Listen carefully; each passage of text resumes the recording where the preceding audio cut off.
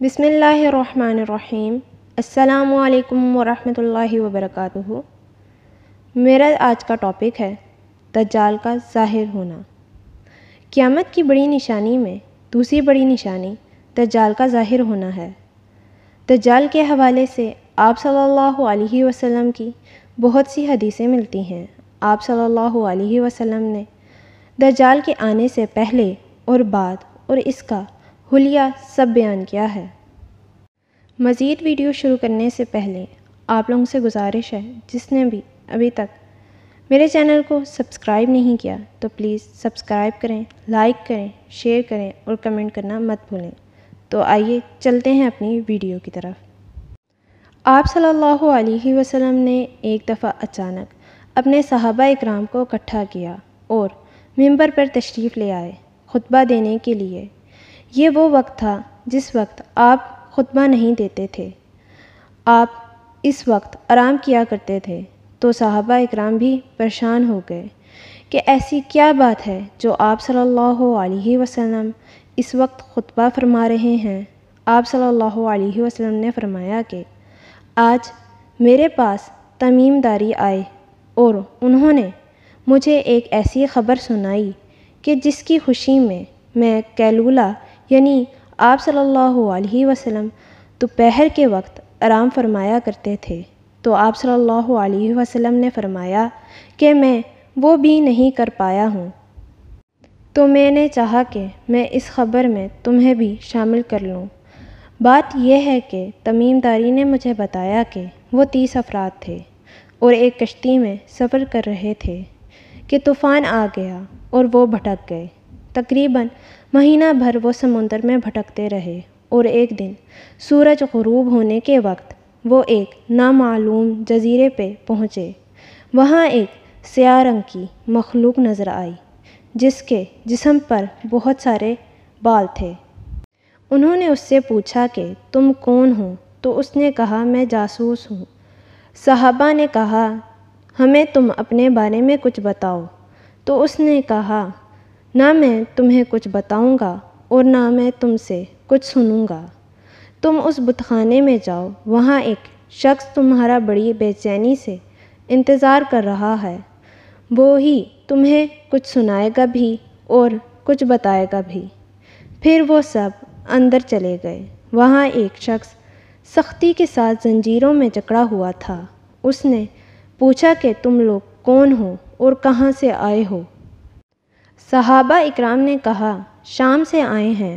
اس نے پوچھا کہ عرب کا کیا حال ہے؟ اور ایک شخص وہاں پیدا ہونا تھا، اس کا کیا حال ہے؟ یعنی آپ صلی اللہ علیہ وسلم کے بارے میں پوچھا تھا اس نے۔ تو صحابہ اکرام نے جواب دیا کہ وہ اچھے حال میں ہیں۔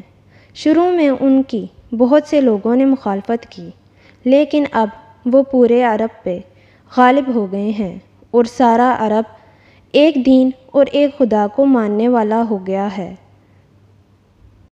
اس نے کہا اچھا، زغر کے چشمے کا کیا حال ہے؟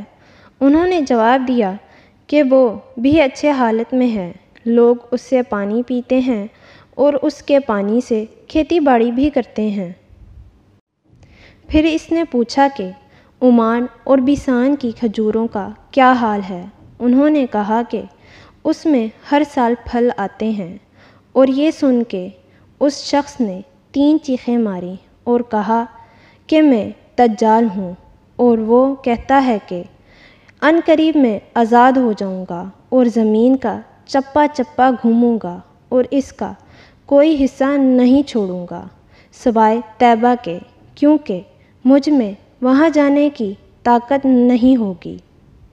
آپ صلی اللہ علیہ وسلم نے فرمایا کہ مجھے بہت خوشی ہوئی یہ سن کے، کیونکہ طیبہ یہی شہر ہے۔ مدینے کے بارے میں آپ صلی اللہ علیہ وسلم نے فرمایا کہ طیبہ یہی شہر ہے۔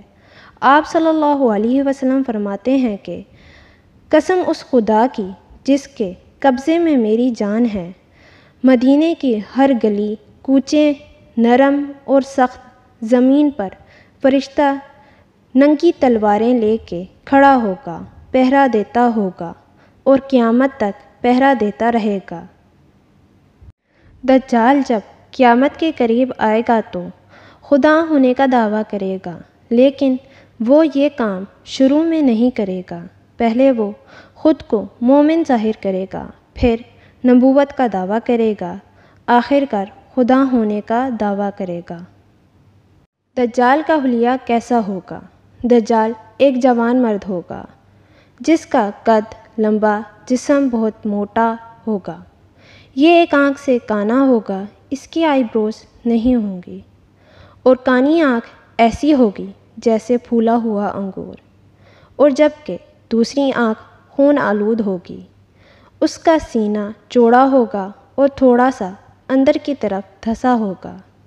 اس کی پیشانی چوڑی ہوگی اور دونوں آنکھوں کے درمیان کافر یعنی کافر لکھا ہوگا۔ وہ ہر مسلمان پڑھ سکے گا سوائے کافر کے، اور اس کے جسم پہ بہت سارے بال ہوں گے اور اس کے بال گھنگریالے ہوں گے، اور دونوں کانوں کے درمیان 40 ہاتھ کا فاصلہ ہوگا۔ دونوں پنڈلیوں کے درمیان فاصلہ ہوگا۔ اس کے دونوں پاؤں کا اگلا حصہ قریب اور دونوں ٹخنوں کے درمیان فاصلہ ہوگا، جس کی وجہ سے یہ بڑا عجیب و غریب دکھے گا۔ دجال کے آنے سے پہلے کیا ہوگا؟ ایک حدیث مبارکہ سے ہمیں یہ پتہ چلتا ہے کہ آپ صلی اللہ علیہ وسلم نے فرمایا کہ دجال کے آنے سے 3 سال پہلے خشک سالی ہو جائے گی۔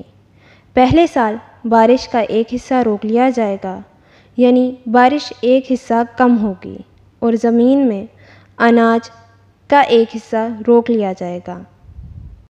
پھر دوسرے سال بارش کا 2 حصہ روک لیا جائے گا، اور زمین میں اناج کا 2 حصہ پیداوار نہیں ہوگی۔ پھر تیسرے سال بارش نہیں ہوگی اور نہ ہی زمین میں اناج کی کوئی پیداوار ہوگی۔ قحط سالی کی وجہ سے لوگ ایک دوسرے کے جان کے دشمن بن جائیں گے، ایک دوسرے کو قتل کریں گے، لوگوں میں دین کی کمی ہو جائے گی۔ دجال ایک بڑے لشکر کے ساتھ ملک خدا میں فتور پیدا کرنے کے لیے ملک شام اور عراق کے میدان سے باہر نکلے گا، اور اس کے ساتھ یہودی فوجیں ہوں گی۔ اس کا فتنہ اتنا شدید ہوگا کہ 40 دن میں سوائے حرمین شریف کے ساری روئے زمین کا گشت کرے گا، اور بہت تیزی کے ساتھ ایک شہر سے دوسرے شہر کی طرف جائے گا۔ ایک باغ اور ایک آگ اس کے ہمراہ ہوگی، جن کا نام دوزخ اور جنت رکھے گا۔ جو دیکھنے میں جنت معلوم ہوگی وہ حقیقتاً آگ ہوگی، اور جو دوزخ دکھائی دے گی وہ آرام کی جگہ ہوگی۔ خدائی کا دعویٰ کرے گا، اور جو اس پر ایمان لائے گا اس کو اپنی جنت میں ڈال دے گا، اور جو انکار کرے گا اس کو اپنی دوزخ میں ڈال دے گا۔ بادلوں کو حکم دے گا تو برسنے لگیں گے، زمین کو حکم دے گا تو کھیتی چمک اٹھے گی، ویرانے میں جائے گا تو وہاں کے دفینے شہد کی مکھیوں کی طرح اس کے پیچھے ہوں گے۔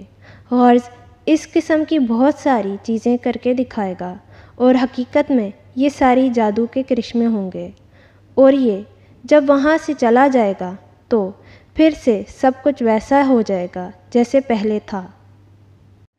اس وقت مسلمانوں کا ایمان بچانا اتنا مشکل ہو جائے گا کہ مسلمان اپنا کام کاج، روٹی پانی سب کچھ چھوڑ کے ذکر خدا میں مشغول ہو جائیں گے، اور اس سے مسلمانوں کی بھوک پیاس مٹ جائے گی۔ اس کے فتنے سے بچنے کے لیے مسلمان ایک دوحان نامی پہاڑ میں پناہ لے لیں گے۔ تب دجال ان کا پیچھا کر کے پہاڑ کا گھیرا کر لے گا۔ اہل ایمان بھوک تکلیف کے عالم میں ہوں گے۔ تب اللہ پاک مسلمانوں کی مدد کے لیے حضرت عیسیٰ علیہ السلام کو نازل فرمائیں گے۔ پھر حضرت عیسیٰ علیہ السلام اس کو مقام لوط پر قتل کر دیں گے، اور اس کے سب ماننے والوں کو بھی۔ آخر میں میری یہ دعا ہے کہ اللہ پاک ہر مسلمان کو دجال کے فتنے سے بچائے، آمین۔ امید کرتی ہوں آپ کو ہماری یہ ویڈیو پسند آئی ہوگی۔ اپنا بہت زیادہ خیال رکھیے گا۔ ملتے ہیں انشاءاللہ نیکسٹ ویڈیو میں۔ فی امان اللہ۔